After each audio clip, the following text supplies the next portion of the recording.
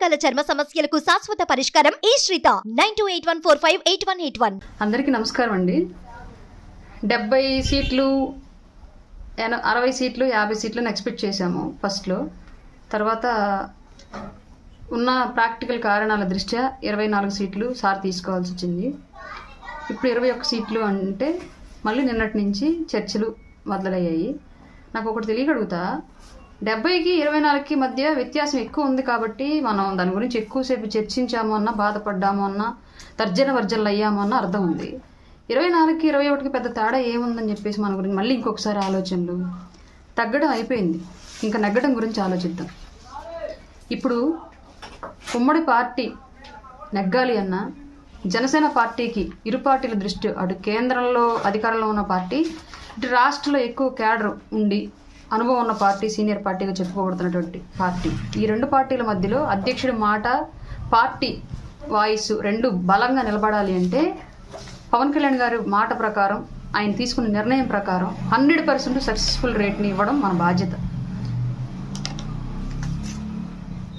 అభ్యర్థుల గెలుపు అనేది జగన్మోహన్ రెడ్డి యొక్క అసమర్థ పరిపాలన ఆల్రెడీ డిసైడ్ చేసేసింది మన అభ్యర్థుల గెలుపు. కానీ ఇప్పుడు రేపొద్దున పోలింగ్ బూత్ దగ్గర ట్రాన్స్పరెన్సీగా ఎలక్షన్ నడవాలి అన్నా,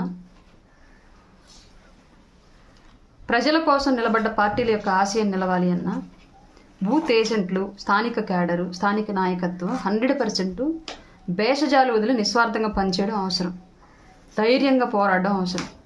దాని గురించి ప్రతి ఒక్కళ్ళం ఆలోచిద్దాం తప్ప మళ్ళీ తర్జన వర్జనలు మొదలుపెట్టి నిరాశకి, నిస్పృహలకి లోనవాల్సిన అవసరం అయితే లేదు. ఇంకా తగ్గం, 100% నెగ్గుతున్నాం, ఈ విషయం గుర్తుపెట్టుకోండి. అలాగే అధికారంలోకి వచ్చిన తర్వాత కూడా ఈ దరిద్రుడు జగన్మోహన్ రెడ్డి అనే దరిద్రపు ప్రభుత్వం ఈ రాష్ట్రాన్ని వదిలిపోవాలి అన్నా, రాబోయే రోజుల్లో ప్రజల యొక్క భవిష్యత్తు బాగుండాలి అన్నా ఉమ్మడి పార్టీ అధికారంలోకి రావడం ఎంత అవసరమో, అధికారంలోకి వచ్చిన తర్వాత రెండు పార్టీలను కలపడానికి ఎంత తగ్గి, ఎంత శ్రమించి తన మాట మీద ప్రజల కోసం నిలబడి అన్ని రకాలుగా తానే నష్టపోయి వాళ్ళు నిలబడ్డటువంటి పవన్ కళ్యాణ్ గారి యొక్క మాట రేపొద్దున అధికారంలోకి వచ్చిన తర్వాత ఆ ఇరు పార్టీల నాయకత్వం ముందు ఘనంగా నిలబడాలి అన్నా మన సపోర్ట్ ఎంతో అవసరం. కాబట్టి ఇంకా మళ్ళీ దానికి సంబంధించి తర్జన భర్జనలు వదిలేసి 100% అధ్యక్షుల వారి మాట ప్రకారము, ఉమ్మడి పార్టీ యొక్క నిర్ణయాల ప్రకారము పొత్తులో ఉన్న ప్రతి అభ్యర్థి, టికెట్ తీసుకున్న ప్రతి అభ్యర్థిని గెలిపించే దిశగా అడుగులు వేద్దాము. ఇంక ఈ డిస్కషన్స్ ఇక్కడ ఆపేసి గ్రౌండ్లో గట్టిగా పనిచేయాలని చెప్పేసి మనస్ఫూర్తిగా రిక్వెస్ట్ చేస్తున్నాను. అలాగే నాకు హెల్త్ బాగానే ఉంది ఇప్పుడు ప్రజెంట్. నేను నిన్న మార్నింగే మన నైట్ ఇష్యూ జరిగింది, ఓవర్ నైట్ అంతా నేను హాస్పిటల్లో ఉన్నాను. ఎర్లీ మార్నింగ్ 7:20 కల్లా హాస్పిటల్ నుంచి 10 వరకు ఉండమన్నారు వాళ్ళు. మా అమ్మాయికి 10th ఎగ్జామ్స్ జరుగుతున్నాయి, CBSE సిలబస్. తను ఇబ్బంది పడుతుంది, మళ్ళీ జడ్లేసేవాళ్ళు, ఫుడ్ అంతా ఏమీ లేరు ఇక్కడ మళ్ళీ. అందువల్ల నేను ఇంకా 10 గంటలకు వెళ్ళేది, అది ఇప్పుడే వెళ్తాను నేనని చెప్పేసి మెడిసిన్ తీసుకొని రావడం జరిగింది. పైగా పోలీస్ కేసు ఇష్యూ ఒకటి ఉంది కాబట్టి దానికి సంబంధించి ప్రాసెస్ ఉంటే దాని గురించి నేను 7:30కి హాస్పిటల్ నుంచి వచ్చాను. మళ్ళీ రమ్మన్నారు వాళ్ళు అల్ట్రాసౌండ్ రిపోర్ట్ల కోసము, బట్ ఇంకా వెళ్ళలేదు. నేను బాగానే ఉన్నాను. ప్రతి ఒక్కళ్ళు కంగారు పడిపోయి కాల్స్, మెసేజెస్ విపరీతంగా చేస్తూ ఉన్నారు. నేనైతే బాగున్నాను, ఇంటికి వచ్చాను. నా రెగ్యులర్ వర్క్ నేను చేసుకుంటున్నాను. పార్టీ అధిష్టానం నుంచి నాకు 100% సపోర్ట్ ఉండిద్ది, ఆ విషయం నాకు తెలుసు. అలాగే నేను లీగల్గా నేనేం చేయాలో కూడా నాకు తెలుసు. జస్టిఫికేషన్ జరగనప్పుడు ఏ విధంగా పోరాడాలో కూడా నాకు తెలుసు, అది పార్టీ నుంచి అయినా సరే, పోలీస్ నుంచి అయినా సరే. బట్ ఒకటి, నేను చేసే ఏ నిర్ణయం అయినా సరే ఇక్కడ ఇది పార్టీకి, నా మీద జరిగిన దాడికి ఎలాంటి సంబంధం లేదు కాబట్టి పార్టీకి వెంట్రుక వాసి నష్టం జరగడం కూడా నాకు ఇష్టం లేదు.